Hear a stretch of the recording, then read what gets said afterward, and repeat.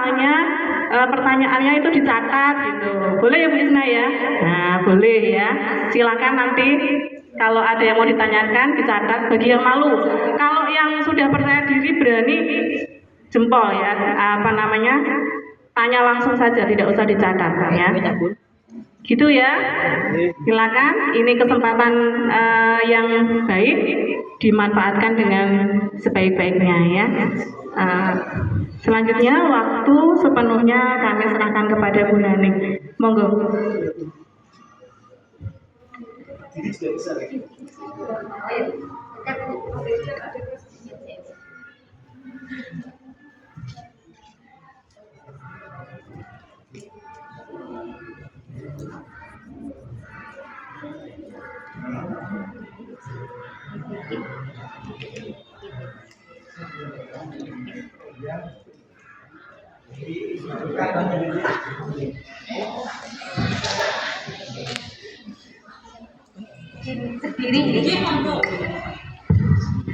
Assalamualaikum warahmatullahi wabarakatuh. Waalaikumsalam warahmatullahi wabarakatuh. Kepada yang kami hormati Bapak Kepala SKB Kecamatan Bate Alit, yang kami hormati Bapak Ibu Guru Pengajar SKB Kecamatan Bate Alit, dan yang kami sayangi adik-adik peserta penyuluhan psikologi dan kesehatan reproduksi remaja di SKB Kecamatan Bate Alit. Sehat hari ini? Sehat. Tapi kok kayaknya masih pada ada yang ngantuk, nggak semangat ya? Semangat nggak hari ini? Semangat ya? Yang depan tidak ada suaranya. Halo.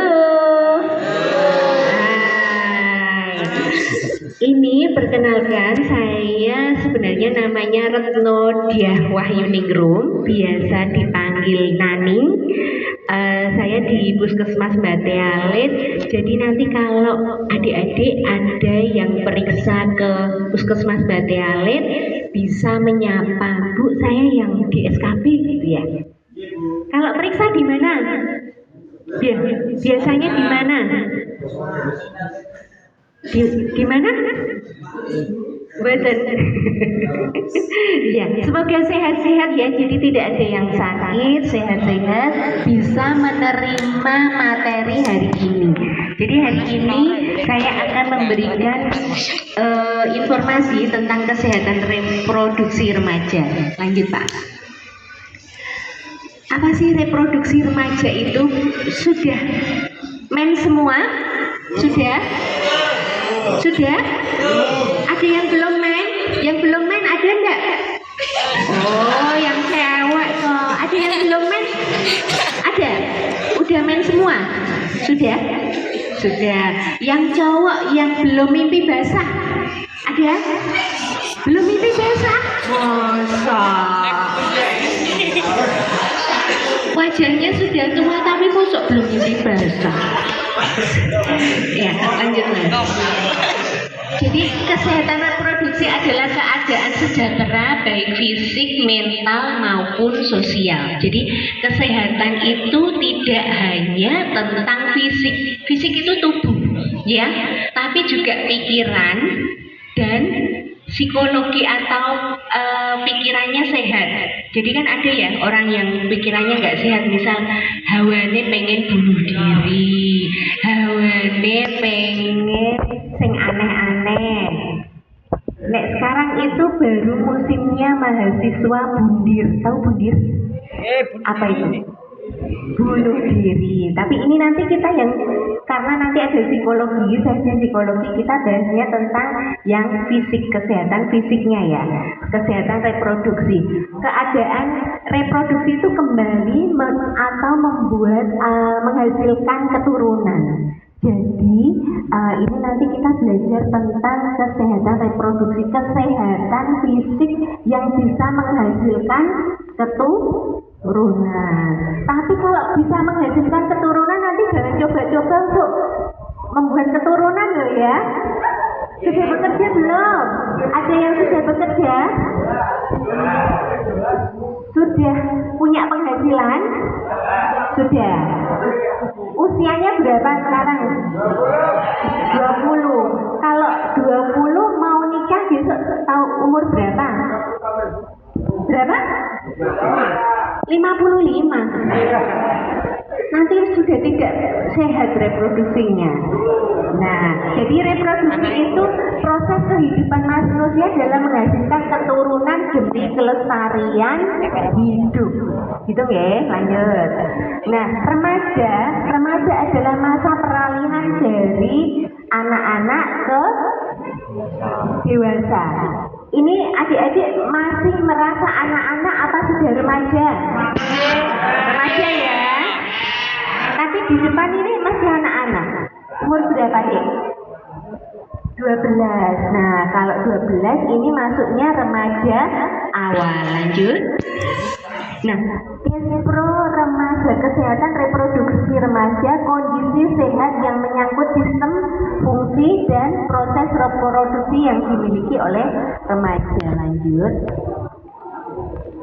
Mengapa remaja perlu mengetahui kesehatan reproduksi? Agar memiliki informasi yang benar. Soalnya kalau informasinya tidak benar, nanti akhirnya nyoba-nyoba biar sih rasanya. Nah, ada yang sudah punya anak?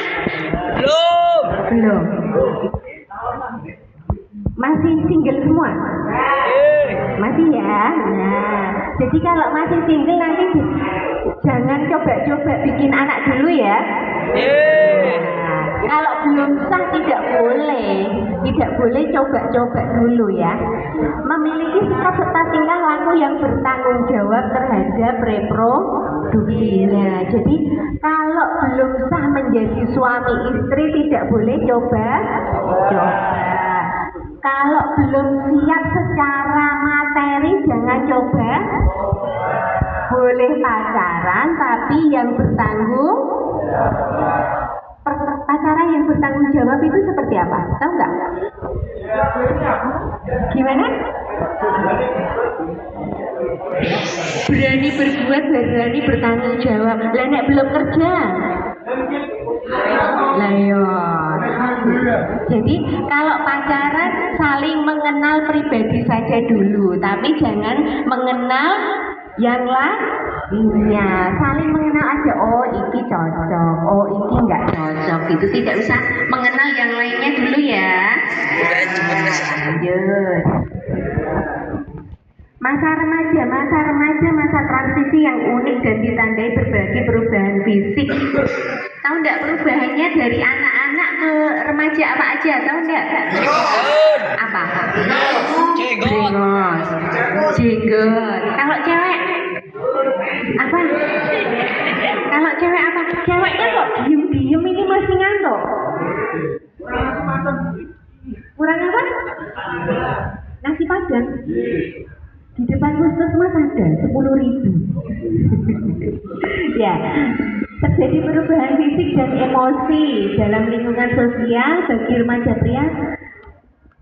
Biasanya pinginnya bebas, dolan dari pagi sampai malam. Siapa yang sering pulang malam?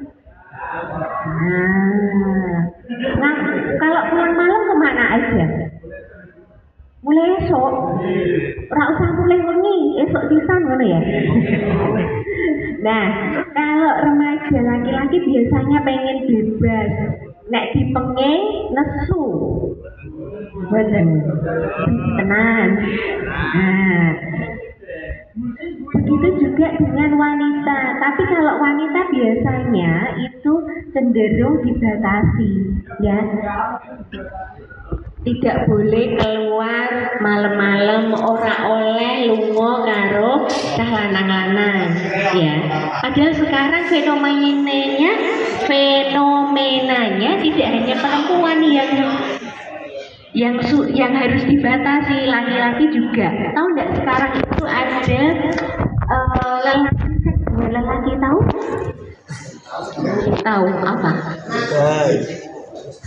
Lelaki senengnya dengan lelaki. Di Jepara banyak Makanya sekarang tidak hanya perempuan saja yang perlu dibatasi pergaulannya, tapi juga laki-laki juga harus dibatasi. Lanjut. Nah, pembagian masa remaja.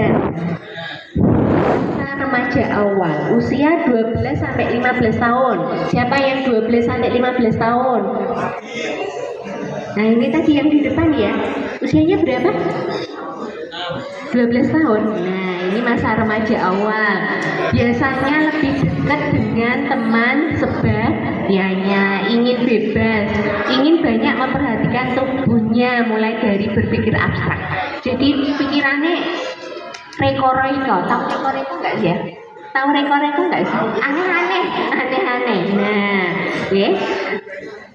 Lanjut. Nah, masa remaja tengah usia 13 sampai 15 tahun, mencari identitas diri, timbulnya keinginan untuk kencan, mulai suka dengan lawan jenis. Sudah ada yang punya pacar? Sudah? Belum. Mempunyai rasa cinta yang mendalam. Nek putus terusan nangis sedina sewengi. Nah, mengembangkan kemampuan berpikir abstrak. Kalau nonton, sudah ada yang pernah nonton film bukan? Nek sing bingung ini gawene nonton ini. Nah, tidak usah saling tunjuknya tuh gini aja, nggak usah nunjuk temennya. Nah, ini mulai berhayal tentang aktivitas seks. Nah, mulai membayangkan nek gini, hanya boleh membayangkan saja loh ya. Hanya boleh membayangkan, tidak boleh melakukan. Kalau belum sah tidak boleh coba-coba tadi ya. Lanjut.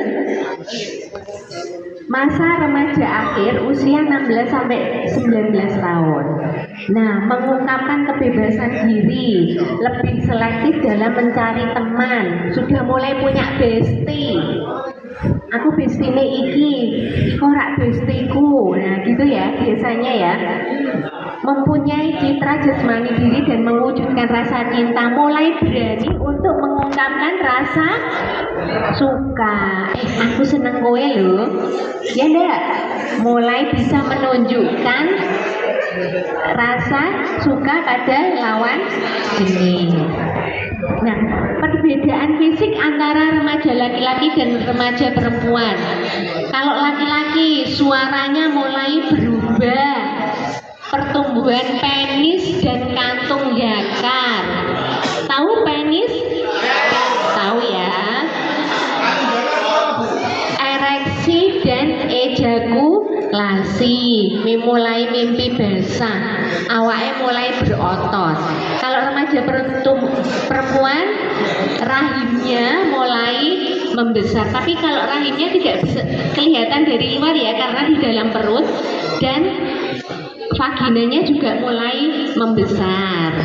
Terus menstruasi mulai ada, pinggul mulai membesar. Nah, payudara atau buah dada juga mulai tumbuh. Lanjut. Nah, ini sistem reproduksi.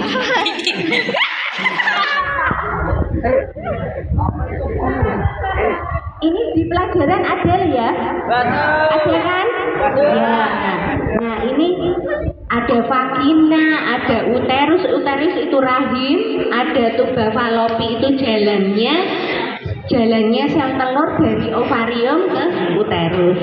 Nah, ini ada prostat, ada ureter. Lanjut Mas. Perbedaan tanda awal kematangan seksual antara laki-laki dan perempuan tadi sudah mulai ya, sudah disebut di awal tadi. Kalau laki-laki sudah mulai mimpi basah. Mimpi basah itu peristiwa ejakulasi pada saat tidur. Nah, itu kenapa? Tahu nggak? Mimpi basah itu kenapa terjadi ejakulasi waktu tidur? karena produksi dari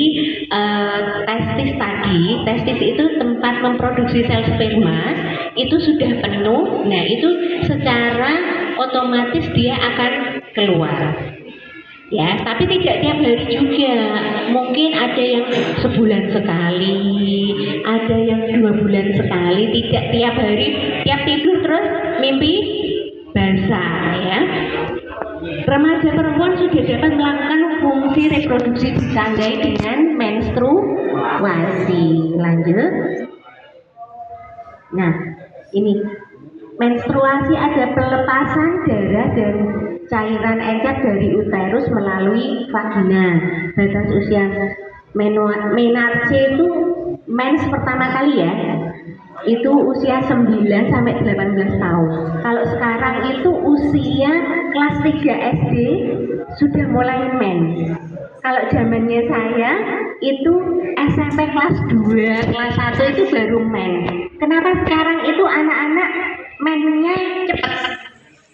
Kenapa, tahu nggak? Tidak, karena faktor gizinya mulai bagus.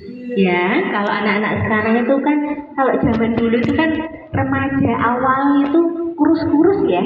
SD itu kurus, SMP kurus. Kalau sekarang enggak, anak SD udah gede-gede, SMP udah gede-gede. Nah, faktor gizinya mulai bagus. Faktor rangsangan secara psikologisnya, tontonannya sekarang, kalau dulu itu orang zaman dulu tidak tahu yang namanya blue film atau bokep itu yang seperti apa. Nah, kalau sekarang itu anak kecil lewat HP saja sudah melihat ciuman, lihat hubungan seksual di HP itu. Sekarang anak-anak kecil sudah bisa mengakses. Nah, itu yang bisa menyebabkan kenapa anak usia kelas 3 SD itu sudah bisa menstruasi. Nah, menstruasi itu bisa berlangsung siklusnya 21 sampai 35 hari, biasanya adalah 3 sampai 7 hari. Ya, lanjut. Nah, lanjut, dan jumlahnya, nah ini, bagaimana menghadapi menstruasi? Harus siapkan pembalut, ya, pembalutnya pun harus diganti tiap 4 jam sekali, jangan sampai nunggu.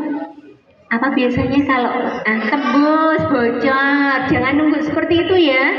4 jam sekali harus diganti.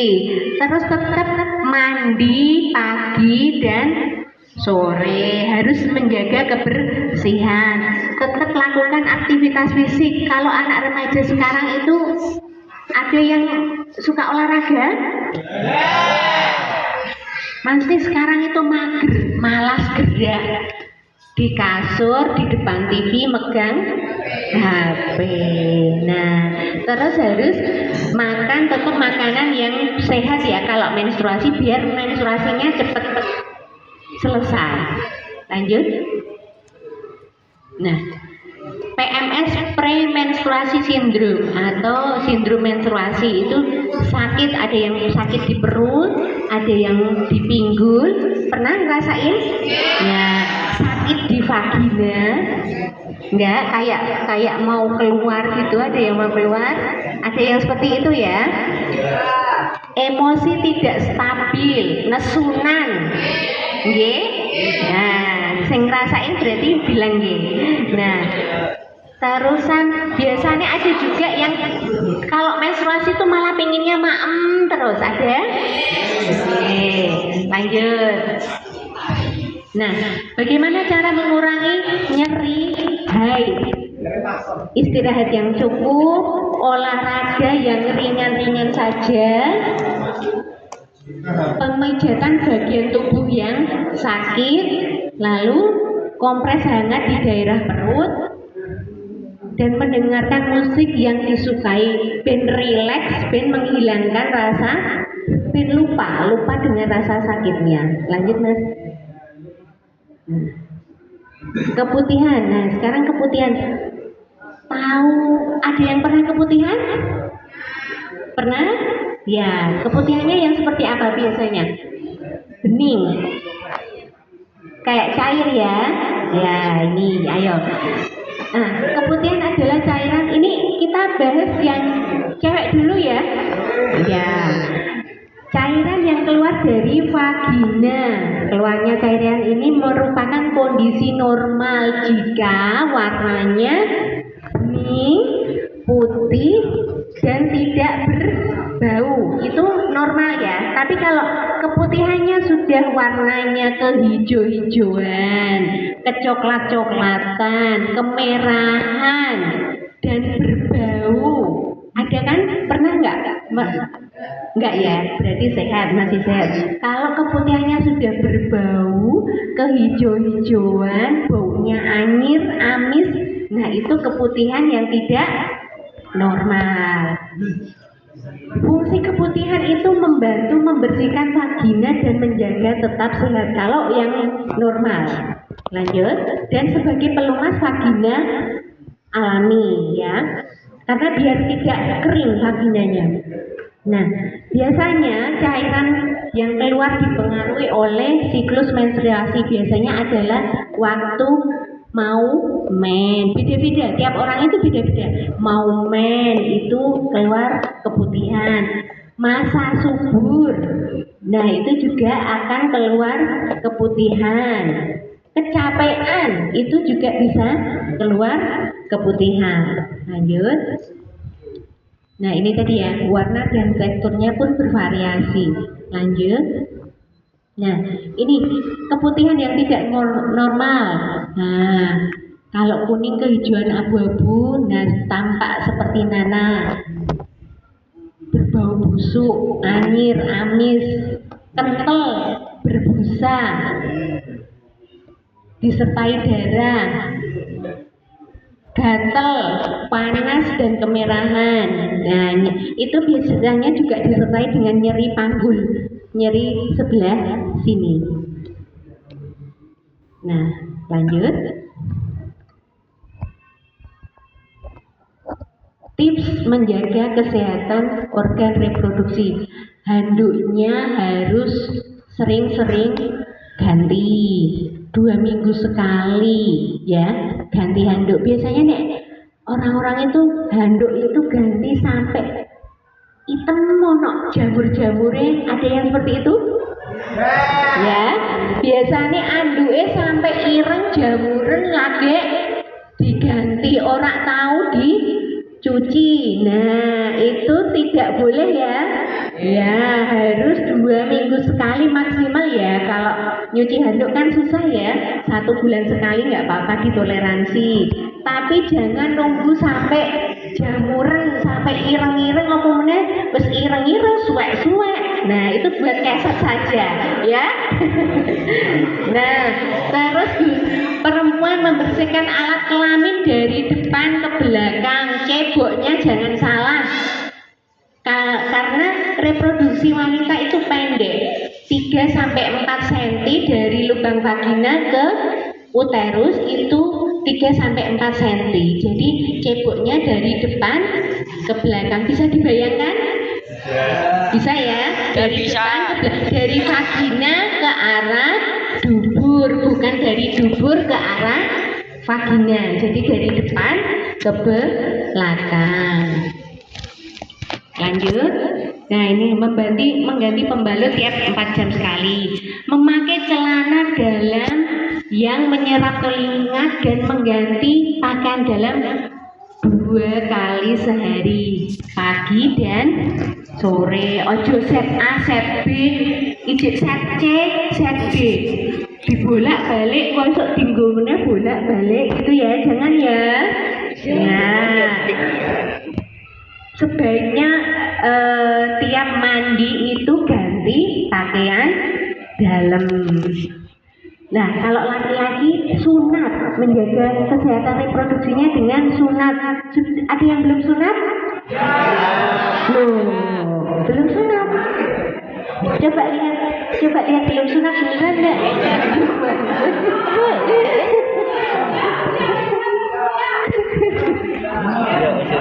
Mencuci alat kelamin setiap BAK, buang air kecil.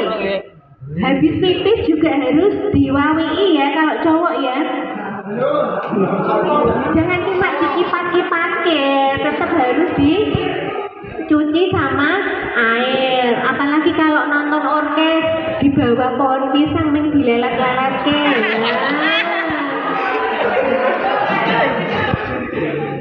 Yang suka nonton orkes siapa? Halo, ini ada yang suka nonton orkes. Tetap kalau misal tidak ada air waktu pipis, sebaiknya kalau ketemu air segera dicuci ya. Nah, lanjut.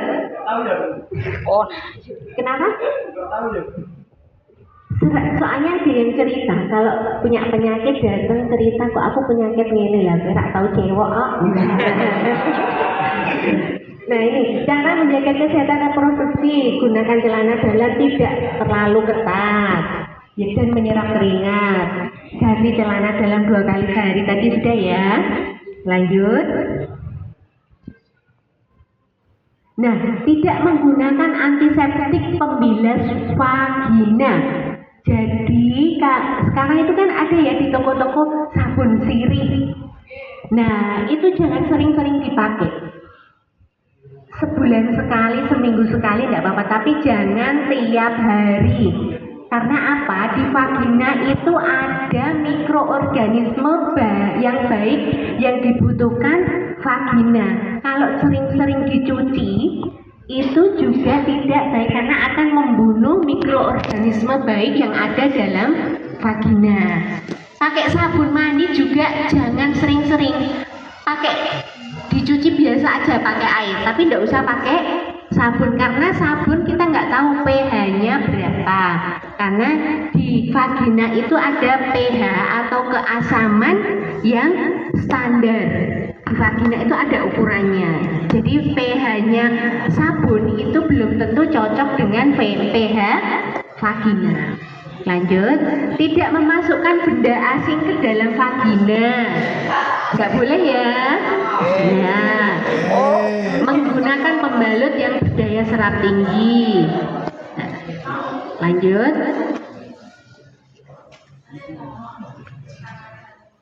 Nah ini sebelumnya Pak, tidak melakukan seks bebas.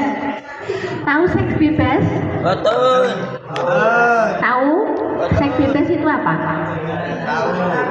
Seks bebas itu melakukan hubungan seksual yang tidak sah. Ya, melakukan hubungan seksual yang tidak sah. Kalau belum jadi suami istri jangan coba. Kalaupun menjadi suami istri juga harus disiapkan mental dan materi. Ada kan yang lulus SMA nikah, terus anaknya malah sing ngomong baik, ya kan? Ada enggak yang seperti itu? Ano, tonggone mungkin, tak dulure juga ada. Nah, yang kasihan siapa?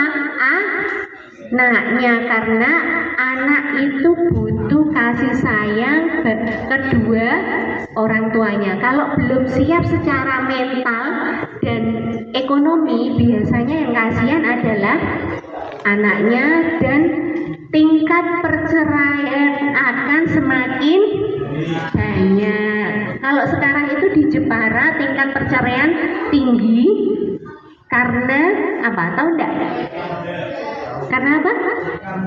Menikah muda. Karena banyak garmen. Tahu nggak yang baik garmen merasa si ibu punya duit terus foya-foya tidak lupa dengan suami dan anaknya. Ya, lanjut. Kehamilan dan persalinan. Kehamilan adalah proses terjadinya pertemuan sel telur dan sel sperma. Sudah tahu ya? Ya, ada di pelajaran ini. Lanjut. Nah, proses terjadinya kehamilan.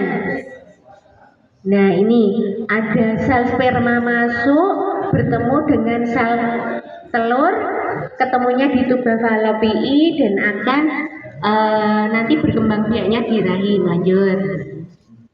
Nah, ini ciri-ciri kehamilan. tidak menstruasi, mual dan muntah, payudara membesar, kalau hamilnya sudah gede sering pengen pipis, kulit putih mulai semakin melebar, muncul garis gelap dari pusar ke kemaluan. Lanjut. Nah, ini ciri-ciri kehamilan lagi. Nah, Wow. ya, mual muntah, pusing, perutnya besar, payudaranya putihnya membesar ya. Lanjut Mas.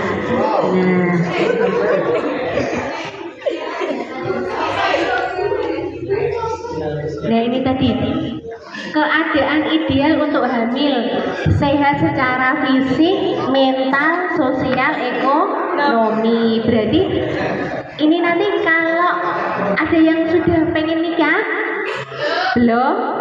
Nah, kalau nanti nikah ya harus siap secara fisiknya itu artinya sehat ya, harus mentalnya juga siap. Oh nanti karena nikah itu kan tidak mudah ya, nikah itu kan menyatukan dua samudra, dua orang yang berbeda, sing pikirannya sing siji A, sing siji B, harus siap menerima itu. Kesiapan ekonomi, duit nek duwe anak piye, ya kan?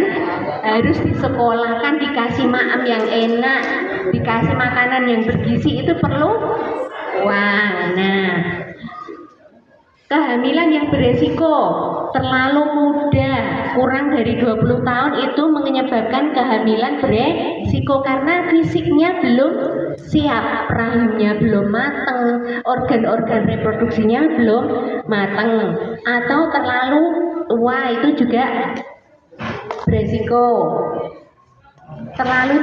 Jaraknya terlalu dekat, terlalu banyak anak, dan riwayat kehamilan tidak baik. Lanjut. Nah ini, infeksi saluran reproduksi, perilaku seksual yang mempermudah penularan infeksi saluran reproduksi, seks bebas sejak usia dini. Saya punya beberapa, saya sebelum di puskesmas itu pernah menjadi konselor HIV/AIDS. Tahu HIV/AIDS? Tahu enggak? Tahu ya? Ya, HIV/AIDS itu penyakit yang diakibatkan virus HIV yang menyerang kekebalan tubuh. Nah, itu bisa saja terjadi pada usia-usia segini. Saya punya teman konseling itu 17 tahun sudah kena HIV karena dia sudah menjadi penjual seks. Tahu? Sudah menjajakan diri menjadi penjual seks. Jadi usia 17 tahun sudah kena HIV. Berganti-ganti pasangan seksual itu juga bisa menyebabkan penyakit menular seksual. Nah ini akibatnya jika jangka panjang, jika terjadi infeksi saluran reproduksi itu adalah kemandulan, hamil di luar kandungan, cacat janin, HIV/AIDS, keguguran. Nah, lanjut. Nah ini hubungan seksual bebas yang atau tidak aman.